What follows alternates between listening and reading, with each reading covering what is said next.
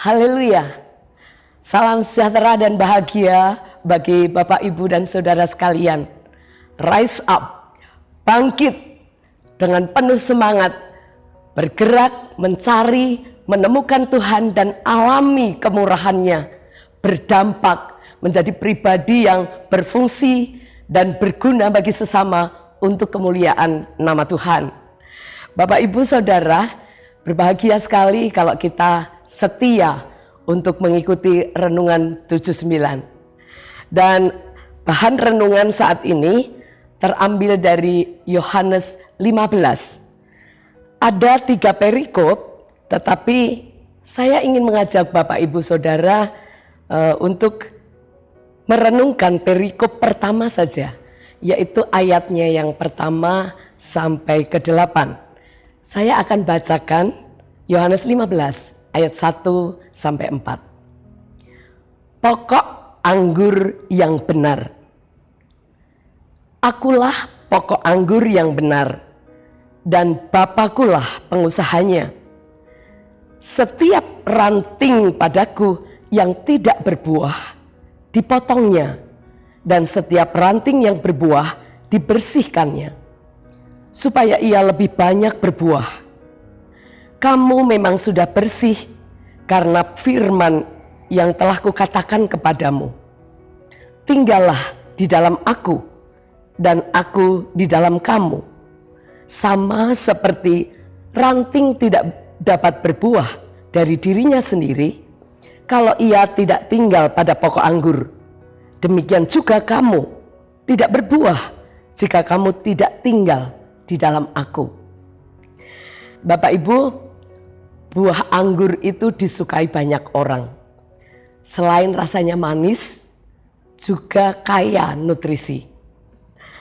Mungkin di antara Bapak, Ibu ada yang memiliki pohon anggur di rumah, dan saya yakin tahu persis bagaimana cara merawatnya.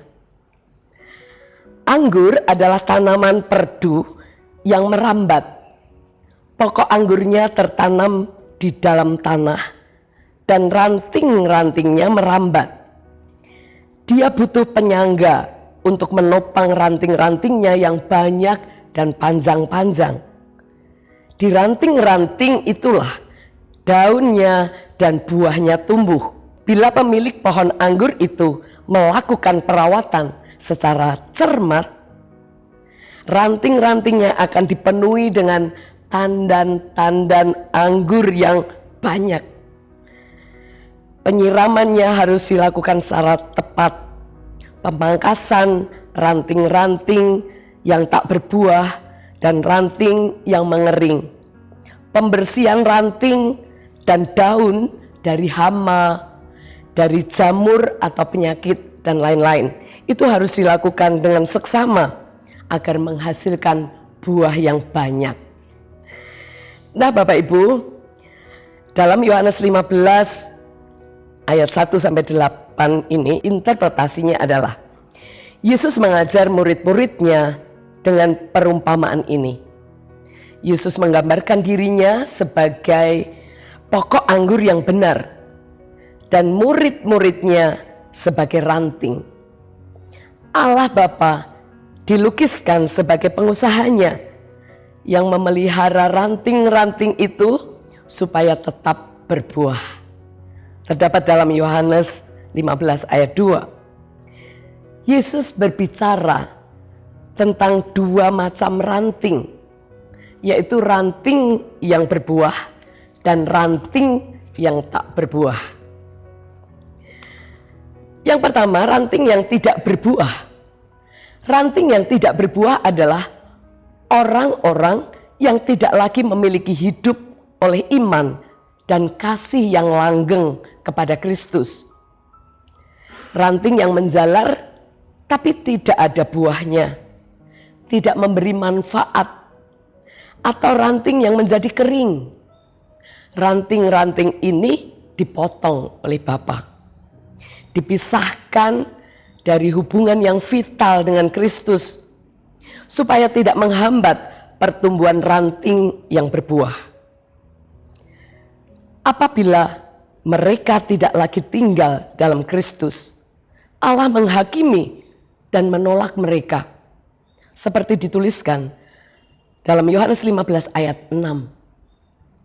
Barang siapa tidak tinggal di dalam aku, ia akan dibuang keluar seperti ranting dan menjadi kering. Kemudian dikumpulkan orang, dicampakkan ke dalam api, lalu dibakar. Adapun ranting-ranting yang berbuah adalah orang-orang yang memiliki hidup di dalam Kristus, yaitu memiliki iman dan kasih yang langgeng kepada Kristus. Namun ranting-ranting ini pun harus Bapa bersihkan supaya menjadi makin lebat buahnya. Dengan cara bagaimana? Bapa menyingkirkan segala sesuatu dari kehidupan mereka yang mempersulit mengalirnya hidup yang vital dari Kristus. Dengan caranya, Bapa membasmi tingkah laku dan kebiasaan buruk yang masih dilakukan mereka. Buah yang dikehendaki Bapa adalah tabiat Kristen. Kualitas tabiat Kristen yang memuliakan Allah melalui hidup dan kesaksian. Seperti yang terdapat dalam Matius 3 ayat 8. Bapak Ibu sekalian, Yesus berkata, "Tinggallah di dalam aku." Setelah seseorang percaya kepada Kristus dan menerima pengampunan dosa, dia menerima hidup kekal dan kuasa ilahi untuk tetap tinggal di dalam Kristus. Setelah kuasa itu diberikan, orang percaya harus menerima tanggung jawab supaya tetap selamat dan tinggal di dalam Kristus. Sebagaimana ranting hanya dapat hidup selama dia hidup dari pokok anggur yang mengalir ke dalamnya, demikian pula orang percaya hanya mempunyai hidup Kristus selama hidup Kristus mengalir ke dalamnya, yaitu dengan tetap tinggal di dalam Kristus. Nah, untuk introspeksi, apakah kita tetap tinggal di dalam Kristus? Mari tanyakan pada diri sendiri, kepada kita sendiri. Apakah kita memelihara firman Allah senantiasa dalam hati dan pikiran kita, serta menjadikan firman itu penuntun tindakan kita? Apakah kita memelihara kebiasaan persekutuan yang intim dengan tetap di dalam Kristus dan mengandalkan kekuatan daripadanya? Apakah kita menaati perintah-perintahnya, tinggal dalam kasih-Nya, dan saling mengasihi? Apakah kita memelihara kebersihan hidup kita melalui firman Allah, menolak segala dosa dan tunduk kepada pimpinan Roh Kudus? Jika jawabnya ya, berarti kita tinggal di dalam Kristus. Bapak Ibu, jangan sampai kita dibuang keluar seperti ranting kering dan dicampakkan ke dalam api. Perumpamaan ini dengan jelas menunjukkan bahwa Kristus tidak percaya kalau ranting, sekali ranting, selama-lamanya tetap ranting. Sebaliknya, melalui perumpamaan ini, Yesus memberikan murid-muridnya peringatan yang serius, namun penuh kasih, bahwa ada kemungkinan orang yang sudah percaya meninggalkan imannya, tidak tetap tinggal di dalam Yesus, sehingga nantinya akan dicampakkan ke dalam api neraka. Mungkin seperti kisahnya yang terjadi pada diri Yudas Iskariot. Bapak Ibu, Perumpamaan pohon anggur ini telah mengajarkan kepada kita tentang 4 kebenaran. Yang pertama, tanggung jawab untuk tetap tinggal di dalam Kristus yang harus dipikul oleh para muridnya. Bapak, Ibu, dan saya adalah murid Kristus. Kita boleh hidup dalam kasih karunia-Nya dan kuasa ilahi diberikan Allah pada saat kita bertobat.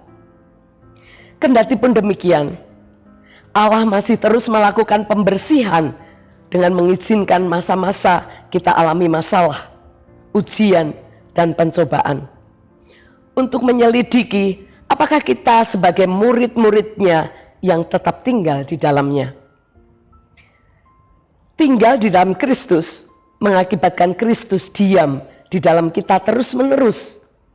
Sehingga kita akan berbuah banyak, yaitu menjadi teladan, memberi pengaruh positif, berdampak bagi orang lain melalui perbuatan baik dengan kesucian dan integritas dalam pengajaran dengan perkataan yang sehat yang tidak dapat dicela seperti yang diharapkan dalam Titus 2 ayat 7 sampai 8. Kemudian dampak dari kegagalan untuk tetap tinggal di dalam Kristus adalah ketidakmampuan untuk berbuah. Mengapa? Karena dalam hidup mereka dikuasai oleh kebiasaan-kebiasaan buruk, tidak menghargai pengampunan dosa, mengulang-ulang dosa, mengulang-ulang pelanggaran, abai terhadap firman Tuhan, seperti meremehkan ibadah, mengingkari janji-janjinya kepada Tuhan dan kepada manusia, melalaikan tanggung jawab dalam keluarga, dalam pekerjaan, dan dalam pelayanan, lebih percaya dan mengandalkan kecerdasan duniawi, bentuk berhala modern. Misalnya segala sesuatu tanya pada internet, tanya pada AI, daripada minta hikmat, kekuatan dari Roh Kudus. Dan tidak memiliki hubungan komunikasi yang baik dengan pokok anggur, sang pemberi hidup. Mereka itu gagal untuk tetap tinggal di dalam Kristus. Jika tidak bertobat, mereka akan dipangkas, dibuang dari Kristus dan alami kebinasaan. Bapak Ibu, ada rahasia doa yang terjawab bila tinggal di dalam Kristus. Mintalah apa saja yang kamu kehendaki, dan kamu akan menerimanya. Terdapat dalam Yohanes 15 ayat 7. Makin dekat kita hidup dengan Kristus melalui pengenalan kita dengan Dia dari mempelajari Alkitab, maka semakin selaras pula doa-doa kita dengan sifat dan ajaran Kristus. Sehingga doa kita akan lebih efektif seturut dengan kehendaknya, dan Tuhan mengabulkannya.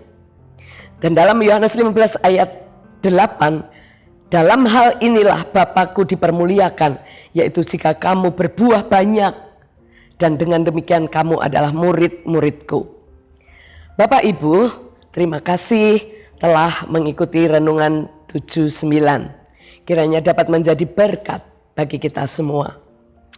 Bila Bapak Ibu ingin didoakan untuk pokok doa tertentu, atau menceritakan kesaksian baik mukjizat, kesembuhan, pemulihan, atau masalah keluarga dan lain-lain, dapat disalurkan melalui chat WhatsApp di nomor 0813 2742 008. Mari kita berdoa. Terima kasih Bapa, kami boleh belajar lagi satu perikop firman-Mu yang mengajar kepada kami untuk kami tinggal di dalam-Mu, selamanya melekat dan terhubung dengan Engkau, kebutuhan vital kehidupan kami. Kami sudah percaya kepada-Mu sebagai Tuhan dan Juru Selamat kami. Dan bagi kami, sekali Tuhan Yesus, selamanya Tuhan Yesus yang memberi keselamatan kekal buat kami. Biarlah Roh Kudus berkarya dalam kehidupan kami, untuk membersihkan hati kami, pikiran kami, dan jiwa kami dari segala hal yang buruk. bahwa kami lebih dalam mengenal Engkau, mengandalkan Engkau, mengalami Engkau, dan mengasihi Engkau. Sehingga kami dapat menjadi pribadi yang berbuah lebat, berguna bagi sesama untuk memuliakan nama-Mu. Di dalam nama Tuhan Yesus kami berdoa. Haleluya. Amin.